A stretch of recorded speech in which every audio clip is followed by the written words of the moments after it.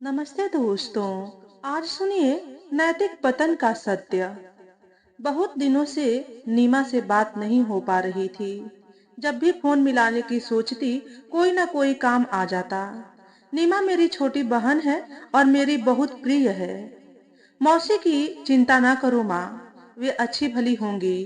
तभी उनका फोन नहीं आया। कोई दुख तकलीफ होती तो रोना धोना कर ही लेती। मानव ने हंसकर बात उड़ा दी तो मुझे जरा रुक कर उसका चेहरा देखना पड़ा। आजकल के बच्चे बड़े समझदार और जागरूक हो गए हैं, यह मैं समझती हूँ। और यह सत्य मुझे खुशी भी देता है। हमारा बचपन इतना चुस्त कहाँ था, जो किसी रिश्तेदार को एक दो मुलाकातों में ही जांच परख जाते। हम तो आसानी से बुद्धू बन जाते थे। और फिर संयुक्त परिवारों में बच्चों का संपर्क ज्यादातर बच्चों के साथ ही रहता था। बड़े सदस्य आपस में क्या मनमुटाव या क्या मेल मिलाप करके कैसे कैसे गृहस्थी की गाड़ी खींच रहे हैं, हमें पता ही नहीं होता था। आजकल 4 सदस्यों के परिवार में किसके माथे पर कितने बल आए और किसने किसे कितनी बार आंखें तरेर कर देखा, बच्चों को सब समझ में आता है। मैंने कल मौसी को मॉल में देखा था। शायद बैंक में जल्दी छुट्टी हो गई होगी। खूब सारी शॉपिंग करके लदी फंदी घूम रही थी। उनकी 2 सहयोगी भी साथ थी। तुमसे बात हुई क्या? नहीं। मैं तीसरे माले पर था और मौसी दूसरे माले पर। कोई और भी तो हो सकती है। तुमने ऊपर से नीचे कैसे देख लिया? अरे, अंधा हूँ क्या मैं जो ऊपर से नीचे दिखाई न दे? अच्छी खासी हंसते बतियाते जा रही थी। और आप जब भी फोन करती हैं, रोना धोना शुरू कर देती हैं कि मर गए, बर्बाद हो गए। जो समय सुखी होगा उसे आपसे कभी नहीं बांटती। और जब जरा सी भी तकलीफ होगी तो उसे रो रो कर आपसे कहेंगी। मौसी जैसे इंसान की क्या चिंता करनी। छोड़ो उनकी चिंता। उनका फोन नहीं आया तो इसका मतलब है कि वे राजी खुशी ही होंगी। मैंने अपने बेटे को जरा सा झिड़क दिया और फिर बात टाल दी। मगर सच कहूं तो उसका कहना गलत भी नहीं था। सच ही समझा है उसने अपनी मौसी को। अपनी जरा सी भी परेशानी पर हाय तौबा मचाकर रोना धोना उसे खूब सुहाता है। लेकिन बड़ी से बड़ी खुशी पचा जाना उसने पता नहीं कहां से सीख लिया। कहती खुशी जाहिर नहीं करनी चाहिए, नजर लग जाती है। किसकी नजर लग जाती है? क्या हमारी? हम जो उसके शुभचिंतक हैं, हम जिन्हें अपनी परेशानी सुना सुना कर वह अपना मन हल्का करती है, क्या हमारी नजर लगेगी उसे? अंधविश्वासी कहीं की। अभी पिछले हफ्ते ही तो बता रही थी कि मार्च महीने की वजह से हाथ बड़ा तंग है। कुछ रुपए चाहिए। मेरे पास कुछ जमा राशि है जिसे मैंने किसी आड़े वक्त के लिए सबसे छिपा कर रखा है।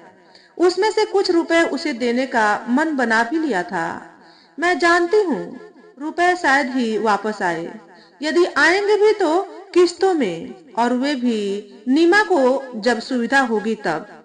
छोटी बहन है मेरी। माता पिता ने मरने से पहले समझाया था कि छोटी बहन को बेटी समझना। मुझसे 10 साल छोटी है। मैं उसकी माँ नहीं हूँ, फिर भी कभी कभी माँ बनकर उसकी गलती पर पर्दा डाल देती हूँ, जिस पर मेरे पति भी हंस पड़ते हैं और मेरा बेटा भी। तुम बहुत भोली हो सुबह। अपनी बहन से प्यार करो, मगर उसे इतना स्वार्थी मत बनाओ कि उसका ही चरित्र उसके लिए मुश्किल हो जाए। माता पिता को भी अपनी संतान के चरित्र निर्माण में सख्ती से काम लेना पड़ता है, तो क्या वे उसके दुश्मन हो जाते हैं जो तुम उसकी गलती पर उसे राह नहीं दिखाती? मैं क्या राह दिखाऊं? पढ़ी लिखी है और बैंक में काम करती है। छोटी बच्ची नहीं है वह जो मैं उसे समझाऊं। सबका अपना अपना स्वभाव होता है। सबका अपना अपना स्वभाव होता है, तो फिर रहने दो न उसे उसके स्वभाव के साथ। गलती करती है तो उसे उसकी जिम्मेदारी भी लेने दो। तुम तो उसे सह देती हो, यह मुझे बुरा लगता है। मैं मानती हूँ कि उमेश का खींचना सही है, मगर क्या करूं? मन का एक कोना बहन के लिए ममतत्व से उबर ही नहीं पाता। मैं उसे बच्ची नहीं मानती, फिर भी बच्ची ही समझकर उसकी गलती ढकती रहती हूँ। सोचा था 10-20 हजार उसे दे दूंगी। कह रही थी कि मार्च महीने में सारी की सारी तनख्वाह इनकम टैक्स में चली गई। घर का खर्च कैसे चलेगा? क्या वह इस सत्य से अवगत नहीं थी कि मार्च महीने में इनकम टैक्स कटता है? उसके लिए तैयारी क्या लोग पहले से नहीं करते हैं? पशु पक्षी भी अपनी जरूरत के लिए जुगाड़ करते हैं। तो क्या बरसात के मौसम के लिए छाते का इंतजाम नीमा के पड़ोसी या मित्र करेंगे?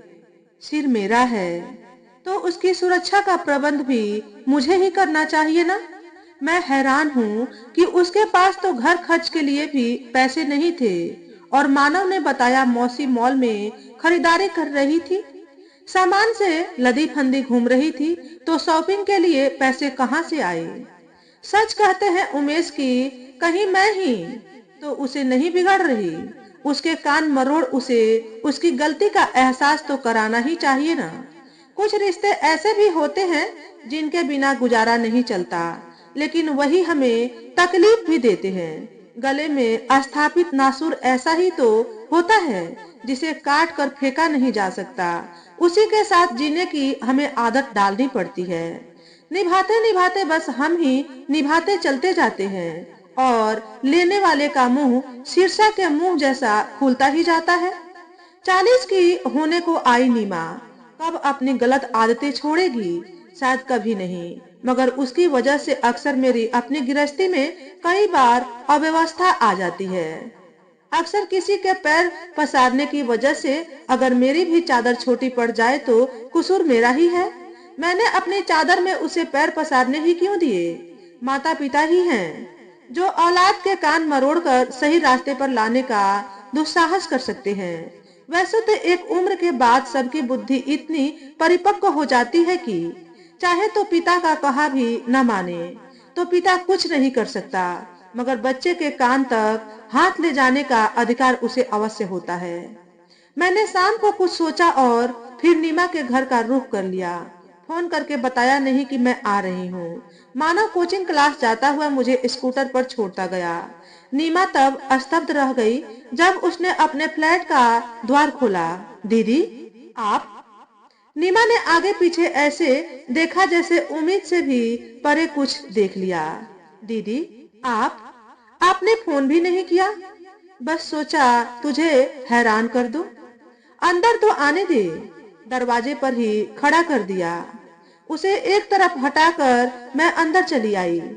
सामने उसका कोई सहयोगी था। मेज पर खाने पीने का सामान सजा था।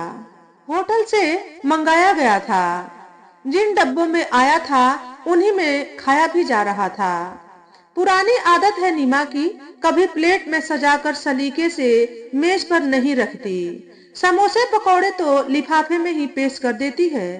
पेट में ही जाना है, क्यों बर्तन जूठे किए जाए? मुझे देख वह पुरुष सहसा असहज हो गया। सोचता होगा कैसी बदतमीज है नीमा की बहन।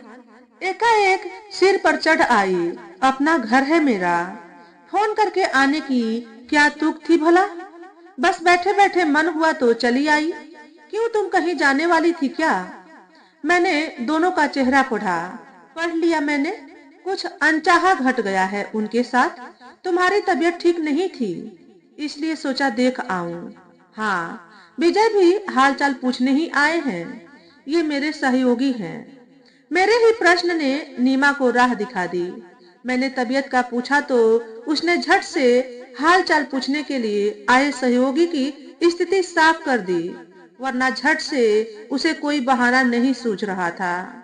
मेरी बहन है नीमा, भला उसी के रंग ढंग मैं नहीं पहचानूंगी? बचपन से उसकी एक एक हरकत मैं उसका चेहरा पढ़कर ही भाप जाती हूँ। 10 साल छोटी बहन मेरी बहुत लाडली है।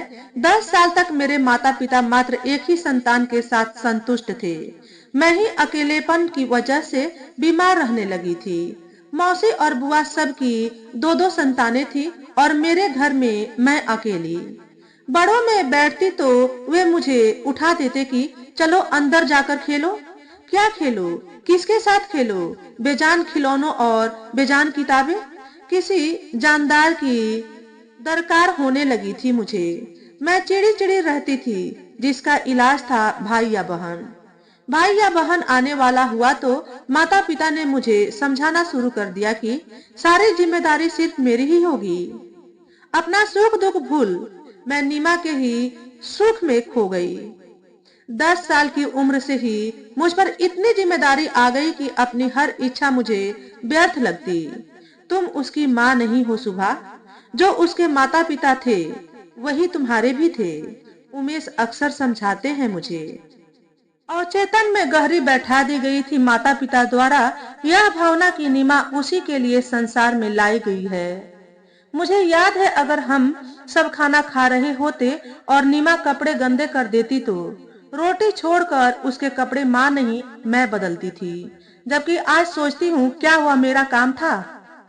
क्या यह माता पिता का फर्ज नहीं था? क्या बहन लाकर देना मेरा माता पिता का मुझ पर एहसान था?